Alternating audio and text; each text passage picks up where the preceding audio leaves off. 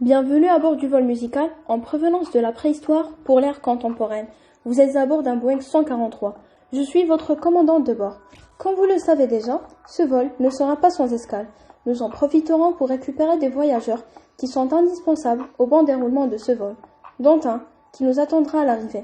Tout d'abord, nous ferons une première escale au XVIIe siècle pour récupérer la musique baroque, puis une autre au XVIIIe siècle pour récupérer la musique classique.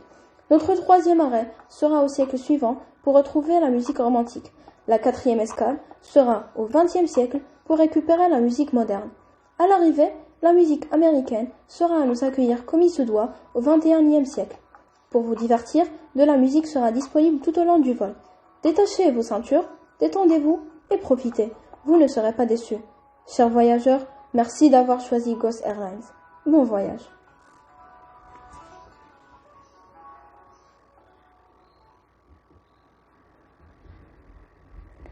La musique est un art qui existe depuis la préhistoire. On sait que 2000 ans avant Jésus-Christ, on utilisait déjà la lyre, la harpe et l'holos. C'est une sorte de flûte.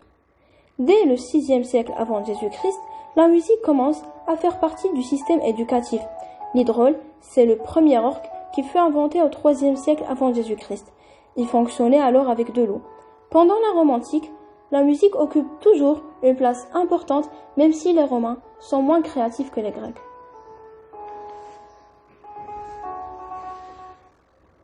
Les notes de musique, qui sont encore utilisées aujourd'hui, ont été inventées en 1028 par le moine musicien Guido d'Arezzo.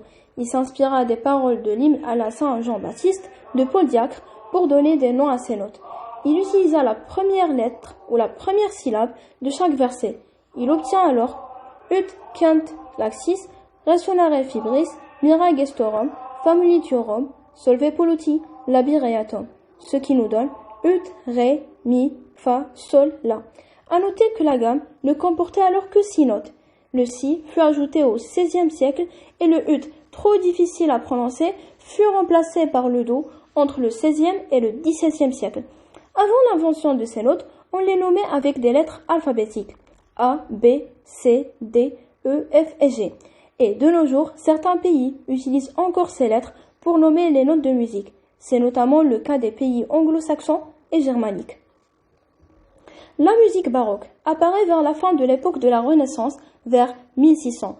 Parmi les compositeurs de la musique baroque, on retrouve par exemple Claudio Monteverdi, qui est souvent considéré comme le compositeur qui a assuré la transition entre la musique de la Renaissance et la musique baroque.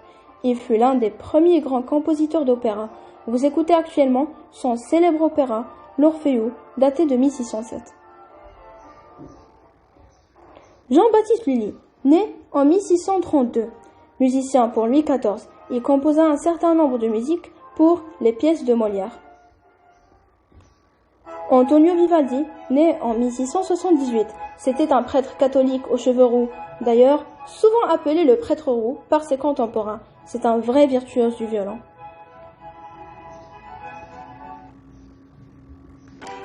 La musique classique apparaît vers 1750.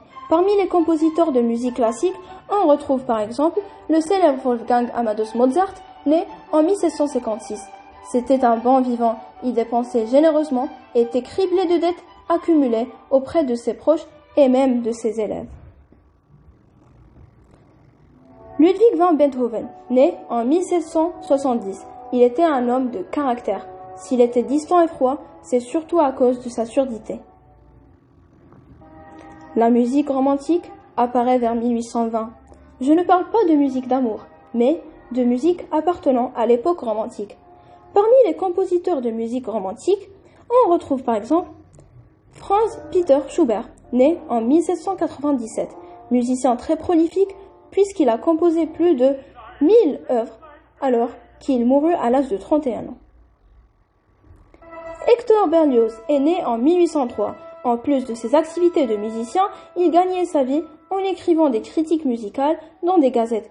Il avait un profond mépris pour le public parisien qu'il considérait comme barbare. Richard Wagner, né en 1813, il exerçait aussi le métier de critique musicale. Il y avait un climat d'antisémitisme qui grandissait dans le pays. Aujourd'hui encore, il n'y a pas de représentation publique de ces concerts en Israël. La musique moderne. Elle a commencé aux environs de 1900. Claude Debussy, né en 1862, a été un peu dans la période charnière. Il a également exercé le métier de critique musical en se faisant appeler Monsieur Croche. Erik Satie, né en 1866, était un très bon ami à Claude Debussy. C'était un homme avec un certain sens de l'humour.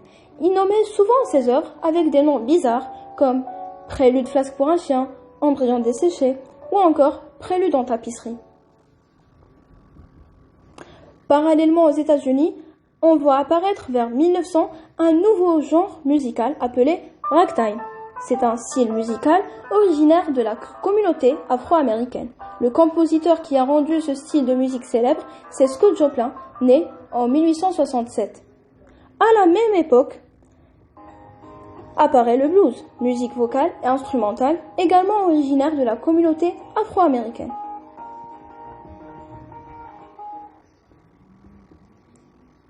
De la fusion du ragtime et du blues est né le jazz vers 1920. Le rock'n'roll apparaît dans les années 40, puis le rock dans les années 50. À partir de là, c'est l'explosion des genres musicaux et des artistes connus. L'expression musique du monde est un terme générique qui regroupe le pop-rock, le rap, la techno, c'est-à-dire tous les genres musicaux qui contiennent des composants ethniques ou traditionnels. Je ne développe pas plus parce que sinon, ça nous prendrait des heures.